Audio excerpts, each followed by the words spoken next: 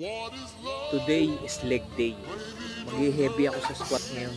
Malaman kung ano nga. Mag-a-attempt lang ako ng heavy squat dahil meron akong simpleng squat rack na may safety bar. Mas safe ang safety bar kaysa sa spotter. Solid ang gawa ko dito dahil mga bagas na kahoy ang ginamit ko saka mga kapal. 96 kg nga pala to. Yan ang personal record. Pinakamabigat na